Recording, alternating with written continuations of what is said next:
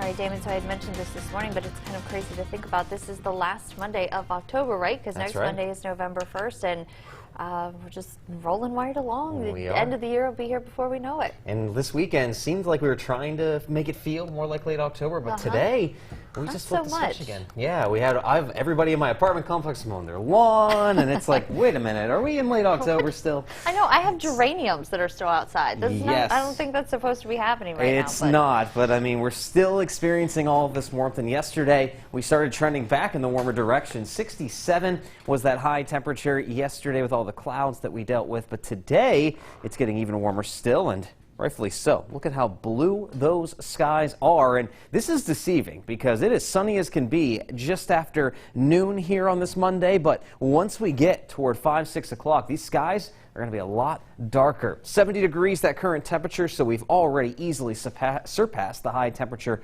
from yesterday, and pretty much all across the viewing area we have done so. 72, Winchester 73, Charlestown still in the 60s, back along the I-68 corridor and down toward D.C., though.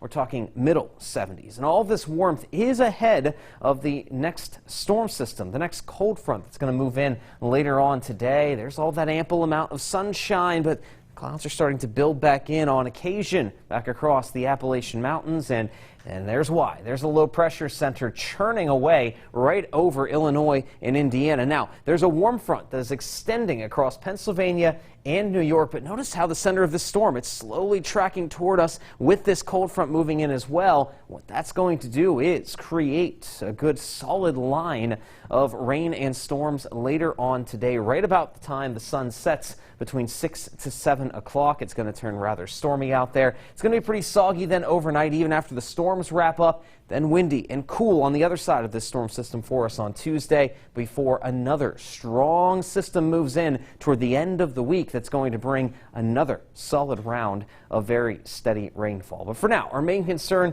are those storms later today. Check it out. We have a slight risk still in about the same area as earlier this morning along parts of northern Virginia, the I-66 corridor, mainly to the north. There's less of a severe chance, but it's not zero that we end up seeing at least a severe storm or two across the board here as time rolls along. So let's check it out. The sun is set to continue for many of us for the next few hours at least. Clouds, some of those rain showers start to move in from the west as we approach 4, 5 o'clock or so. Our far western counties back toward Cumberland, Martinsburg, Winchester see that rainfall earliest around 5 o'clock. Off to the east, that rain moves in closer to 7. And notice how it just moves east and melds together with some of that very heavy rainfall coming up from the south. So we'll see that broken line of storms, then the heavier showers off to the east. That rainfall will continue overnight, and even as we go into Tuesday, despite the storm activity being done on the backside of the system, it's still going to be cloudy. It's going to be damp with occasional showers and very,